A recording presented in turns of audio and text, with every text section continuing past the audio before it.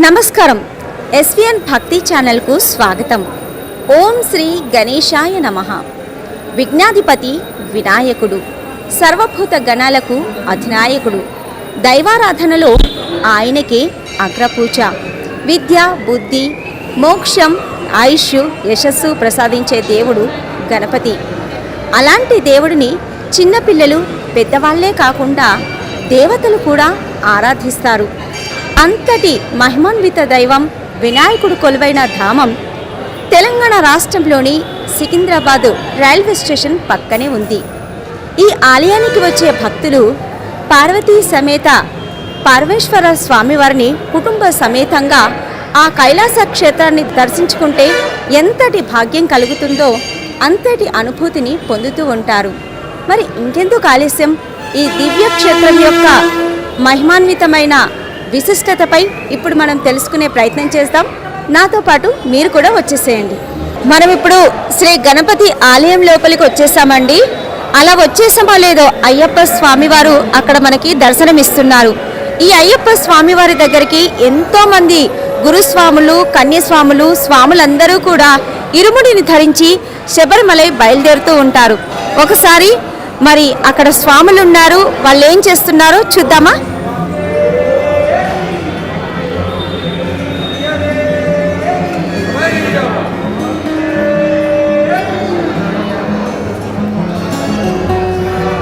అయ్యప్ప స్వామి వారిని దర్శించుకున్నాం కదా, ఇప్పుడు వెంకటేశ్వర స్వామి వారిని దర్శించుకుందాం.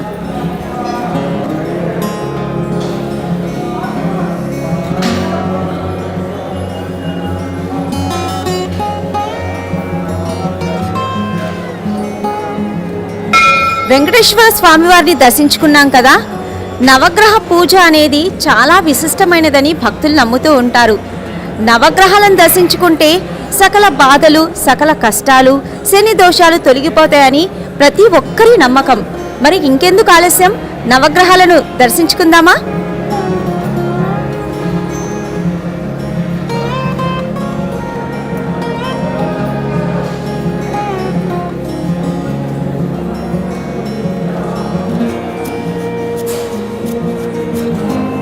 నవగ్రహాలను దర్శించుకున్నాం కదా.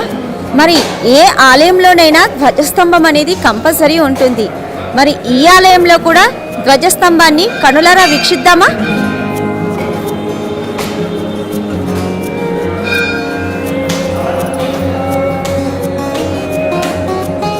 ఇక ఇప్పుడు నాగేంద్రుల వారిని, అదే నాగదేవతలను ఒకసారి ప్రత్యక్షంగా దర్శించుకుందామా?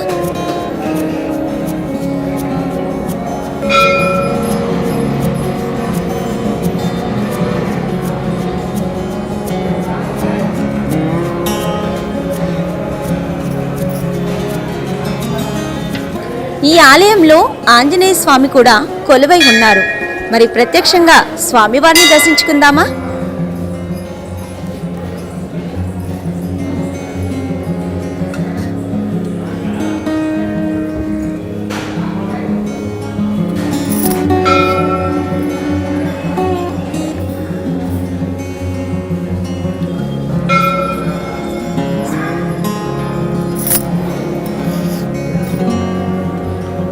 శ్రీవల్లి దేవసేన సమేత సుబ్రహ్మణ్య స్వామి వారు కొలువై ఉన్నారు.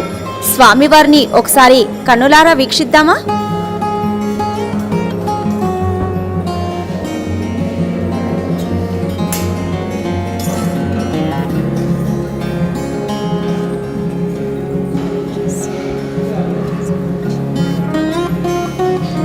విభూతి చూడగానే మీకు అర్థమైపోయి ఉంటుంది ఇప్పుడు మనము ఎక్కడికి వచ్చాము.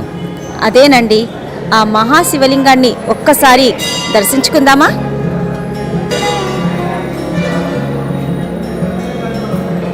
మరి శివలింగాన్ని దర్శించుకున్నాం కదా.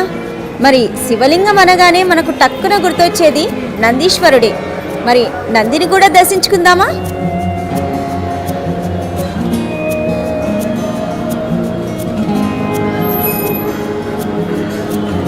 వినాయక స్వామివారు ఇక్కడ కుటుంబ సమేతంగా కొలువై ఉన్నారని నేను చెప్పాను కదా. అలాగే ఉత్సవమూర్తులు కూడా ఒకే చోట ఇక్కడ ఉన్నాయండి. ఉత్సవాలప్పుడు ఈ ఉత్సవమూర్తులను ఊరేగించడం ఆనవాయితీగా వస్తుంది. ఒక్కసారి మరి ఉత్సవమూర్తులను దర్శించుకుందామా?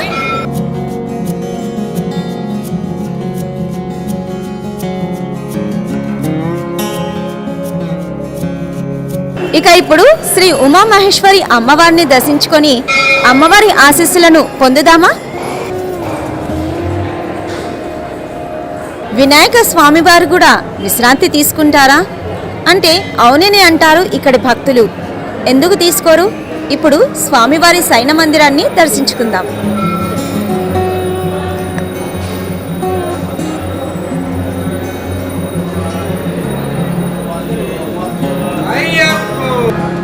ఇక్కడ ప్రతిరోజు కూడా ఉదయము సాయంత్రం వేళలో అభిషేకాలు, అర్చనలు, పూజాది కార్యక్రమాలు విశేషంగా జరుగుతూ ఉంటాయి.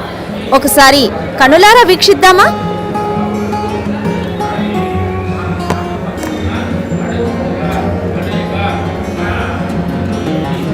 మన ఇంట్లో ఎటువంటి శుభకార్యాలు జరుపుకున్నా, ఎటువంటి ఆరాధనలు చేసినా ముందుగా మనం పూజించేది ఆ వినాయకుడికే. మరి మనం ఇప్పుడు వచ్చింది వినాయక స్వామి ఆలయానికే కదా.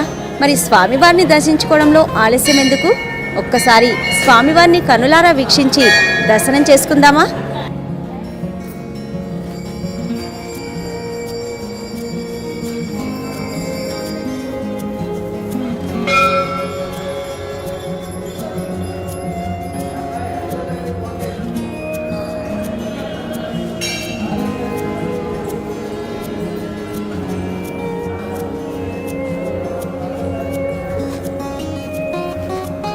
ఈ ఆలయ ప్రధాన అర్చకులు సోమశేఖర శర్మ గారు ప్రస్తుతం మనతో పాటు ఉన్నారు. ఆయన అడిగి ఈ గుడి విశిష్టత గురించి తెలుసుకుందాం. నమస్కారం అండి. పుల్లాంభోరుహ పాదపద్మయుగళం సవర్ణ పుష్పార్చితం ఊర్ధ్వోడామరుపాశమంకుటధరౌ చంద్రార్క సంశోభితం జాన్వాలంబిత హస్తమేకమనఘం ఏకంత దుండే స్థితం వందే భాగ్యపురాధిపం సవితం విఘ్నేశ్వరం కామదం. శ్రీ మహాగణాధిపతయ నమః. ఈ దేవాలయం సుమారు 150-200 సంవత్సరాల చరిత్ర ఉండే దేవాలయం. ఇప్పుడు మనం నిలబడి ఉండబడే సమీపంలోనే ఒక దిగుడు బావి ఉండేదని, దాంట్లో స్వామివారి యొక్క విగ్రహం దొరికింది. బాగు చేస్తూ ఉండగా ఆ విగ్రహాన్ని పైన పెట్టి పూజ చేయడం స్టార్ట్ చేశారు. తర్వాత కాలక్రమంలో దేవాలయం రైల్వే స్టేషన్ నిర్మించే సమయంలో గణపతి దేవాలయం ప్రధానంగా నిర్మించారు. 1824లో స్వామివారి యొక్క విగ్రహం తయారైనట్టుగా మనకి ఆధారాలు ఉన్నాయి. అప్పటి నుంచి కూడా ఈ దేవాలయం చాలా వృద్ధిలో ఉంటూ వస్తుంది. అదే కాకుండా ఆలయం గణపతిని ప్రతిష్ఠ చేసిన తర్వాత పక్కనే సుబ్రహ్మణ్య స్వామి దేవాలయం, అలాగే ఆంజనేయ స్వామి దేవాలయము, అమ్మవారు, తర్వాత ఈశ్వరుడు, ఆంజనేయ స్వామి, నవగ్రహాలు ఇవన్నీ కూడా ఈ దేవాలయంలో ఉండడం జరిగింది. ప్రతినిత్యం కూడా స్వామివారి యొక్క గణపతి హోమం ప్రతినిత్యం జరుగుతుంది. ప్రతినిత్యం గణపతి కళ్యాణం జరుగుతుంది. ప్రతి మంగళవారం సుబ్రహ్మణ్య స్వామివారి యొక్క కళ్యాణం జరుగుతుంది. అదే కాకుండా ప్రతి సోమవారం సాయంకాలం పూట శివపార్వతుల కళ్యాణం కూడా జరుగుతుంది ఈ దేవాలయంలో విశేషంగా. అదే కాకుండా వినాయక చవితి ఉత్సవాలు చాలా విశేషంగాను, అటు తర్వాత ఆశ్వేజ మాసంలో వచ్చే శరన్నవరాత్రాలు అవి కూడా విశేషంగా జరుగుతాయి. హనుమాన్ జయంతి, అటు తర్వాత ప్రతి శనివారం తైలాభిషేకాలు ఇవన్నీ కూడా నవగ్రహాలు ఇవన్నీ విశేషంగా జరుగుతూ ఉంటాయి. భక్తుల కోరిక మేరకు ఆ యొక్క విశేషమైనటువంటి దినాలలో విశేషమైన హోమాలు కూడా దేవాలయంలో నిర్వహించడం జరుగుతుంది. గురూజీ, అంటే బుధవారం రోజే వినాయకుడిని పూజించాలి అంటారు కదా, బుధవారం రోజే వినాయకుడిని ఎందుకు పూజించాలి? బుధుడికి అధిదేవత గణపతి అని చెప్పని చెప్తూ ఉంటారు. అందువల్ల గణపతిని బుధవారం నాడు కనుక ఆరాధిస్తే వ్యాపారస్తులకి వాళ్ళకందరూ కూడా విశేషమైన ఫలితాలు కలుగుతాయి, ఉద్యోగస్తులకు కానీ అనే ఉద్దేశంతో బుధవారం ఎక్కువగా విశేషంగా చేస్తారు. స్వామివారికి ఇంకా విశేషం ఏమిటంటే గరికతో పూజ చేయడం చాలా విశేషం. ఆ గరికతో చేయడం వల్ల వాళ్ళ యొక్క కోరికలు తీరుతాయనేటువంటి ఒక భావం చేత దేవాలయంలో గరికతో ఎక్కువగా బుధవారం నాడు పూజలు చేస్తూ ఉంటారు. గురూజీ, ఇక్కడ ఉండే గణపతి కుటుంబ పరివారంగా ఉంటారని అంటుంటారు కదా, ఇక్కడికి వచ్చే భక్తులు కూడా కైలాసగిరిని దర్శించుకున్నంత భాగ్యం కలుగుతుంది, అంతటి ఫలం దక్కుతుంది అంటారు. ఇది ఎంతవరకు వాస్తవం? మీరు అడిగిన దాంట్లో చాలా విశిష్టత ఉంది. ఇది గణపతి ప్రధానమైనటువంటి గణపతి ఆలయం అయినప్పటికీ సాంగ సపరివార సమేతంగా, అంటే అటు గణపతి తల్లిదండ్రులైనటువంటి పార్వతీ పరమేశ్వరులు, సహోదరుడైనటువంటి సుబ్రహ్మణ్యేశ్వర స్వామి, అలాగే రామభక్తుడైన ఆంజనేయ స్వామి, ఈ నవగ్రహాలు అంటే దేవతా పరివారం అంతా ఉండడం చేత ఈ దేవాలయాన్ని కనుక దర్శించుకున్నట్టయితే కైలాసంలో ఉండబడేటువంటి ఈశ్వరుని దర్శించుకున్నటువంటి యొక్క ఫలితం కలుగుతుంది అని చెప్పని దాంట్లో ఎలాంటి సందేహం లేదు. అలా దర్శించుకోవడం వల్ల భక్తులకి చాలా ఆనందం కలగడము, వాళ్ళ కోరికలు తీరడం ఇవన్నీ కూడా జరుగుతాయి. గురూజీ, అంటే ఒక టెంపుల్కి ఒకరోజు మాత్రమే ప్రత్యేకంగా వెళ్తారు, కానీ ఈ సికింద్రాబాద్లో ఉన్న గణపతి ఆలయానికి ప్రతిరోజు కూడా భక్తులు వస్తూ ఉంటారు. ఎందుకు? ఇక్కడ విశిష్టత ఏమిటంటే ఇది పంచాయతన దేవాలయం అని కూడా ఒక రకంగా చెప్పడానికి అవకాశం ఉంది. అంటే ఈశ్వరుడు, గణపతి, సూర్యుడు, విష్ణుమూర్తి, అమ్మవారు ఇవన్నీ ఉన్నటువంటి దేవాలయాన్ని పంచాయతన దేవాలయం అంటారు. దానికి సంబంధించి ఈ దేవాలయంలో అన్ని రకాల దేవాలయాలు ఉన్నాయి. అటు వెంకటేశ్వర స్వామి కూడా ఇటీవల కాలంలో క్షేత్రపాలకుడుగా ఆయన కూడా పెట్టడం జరిగింది.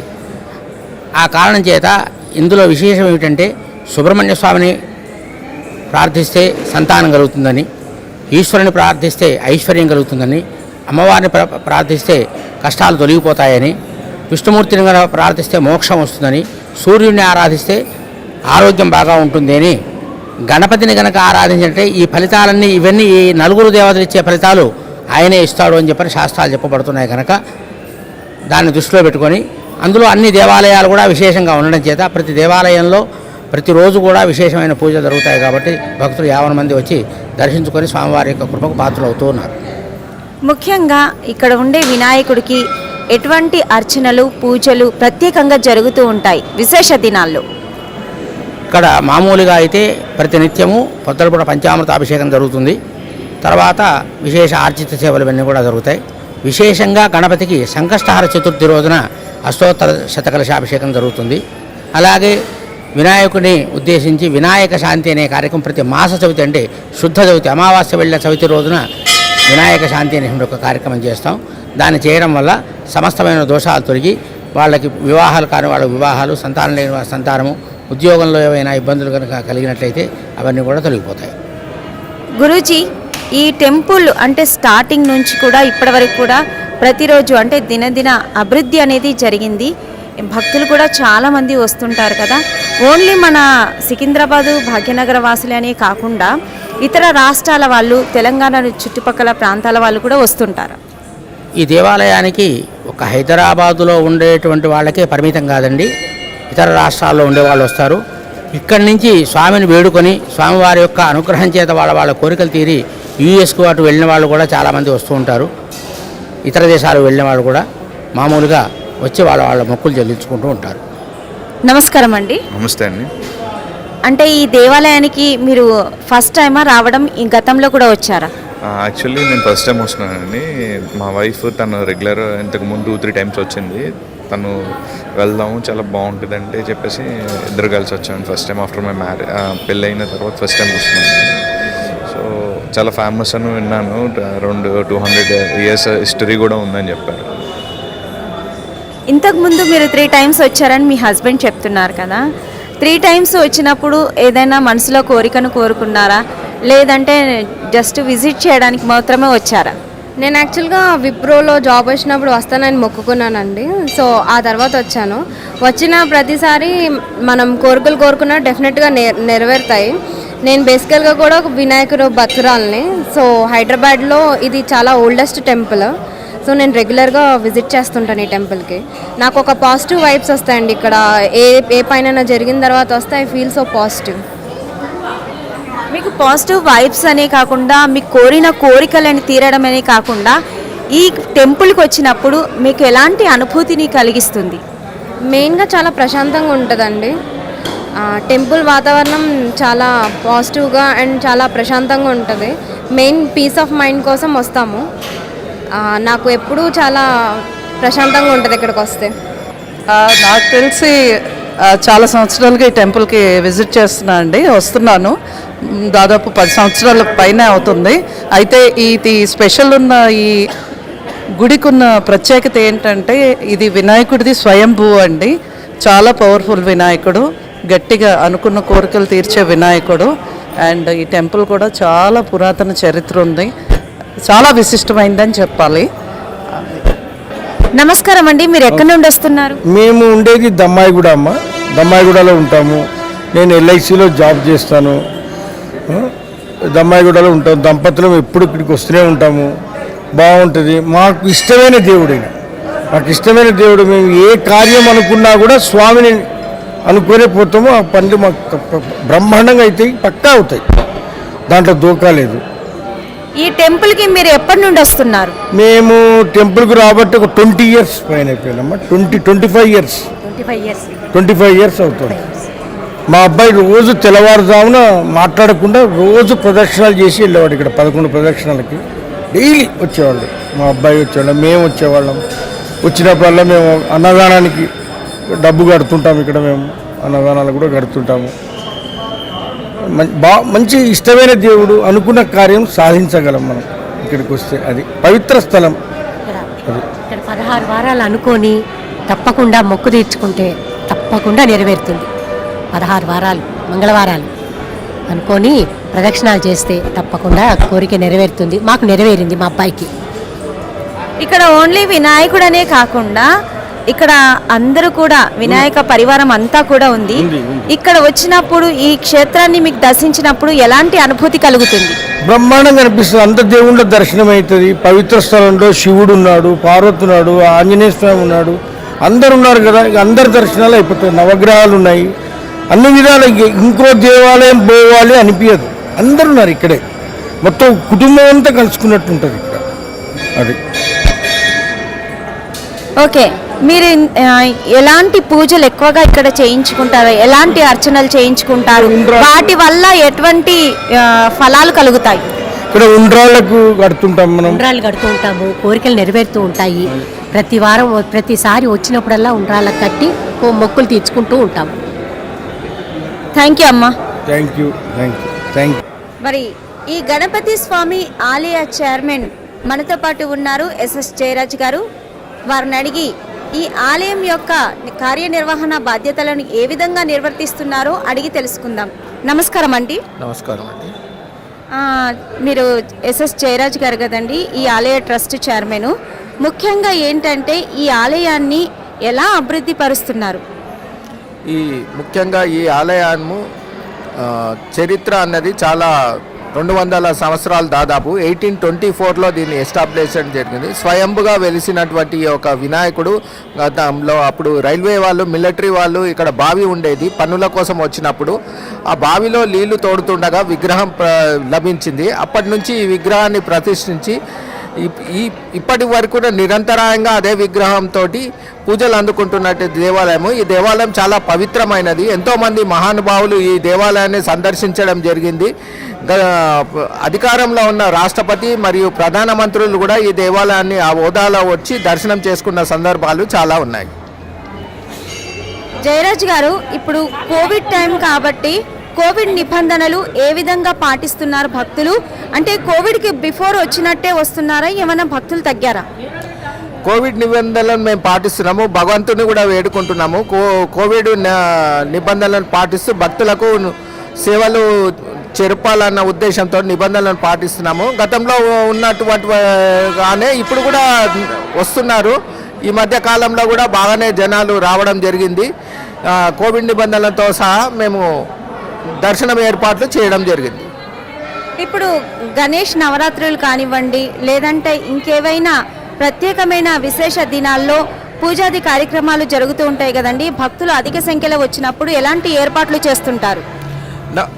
గణేష్ నవరాత్రి ఉత్సవాల్లో కూడా మేము విశేషంగా భక్తులకు ఎలాంటి ఇబ్బందులు కలగకుండా క్యూ లైన్లు ఏర్పాటు చేసి డిస్టెన్స్ మెయింటైన్ చేసి మేము భక్తులకు అసౌకర్యాలు కలగకుండా చూస్తాము. అలాగే కార్తీక మాసంలో విశేషంగా ఒకరోజు 1000 వరకు వచ్చే సందర్భాలు కూడా ఉన్నాయి. వ్రతాలు జరుగుతుంటాయి. నేను ప్రతిరోజు ఇక్కడ గణపతి హోమం జరుగుతుంది, మరియు అలాగే నిత్య చండీ హోమం జరుగుతుంది, అలాగే నిత్య కళ్యాణం జరుగుతుంది, నిత్య వ్రతాలు జరుగుతాయి, సత్యనారాయణ వ్రతాలు.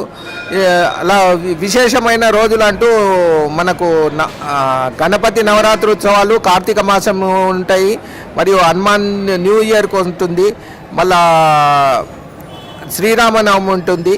ఇలా ఉగాది ఉత్సవాలు జరుగుతూనే ఉంటాయి. మళ్ళా షష్ఠి సుబ్రహ్మణ్యం స్వామిది ఉంటుంది. ప్రతి నెల షష్ఠి సంకష్ట చతుర్థి ఉంటుంది. విశేషంగా భక్తులు వస్తుంటారు ఆ రోజు. ప్రతి నెల పొద్దున ఉదయము సాయంత్రము ప్రత్యేకమైన పూజలు జరుగుతూ ఉంటాయి. థ్యాంక్ యూ అండి. Okay, thanks.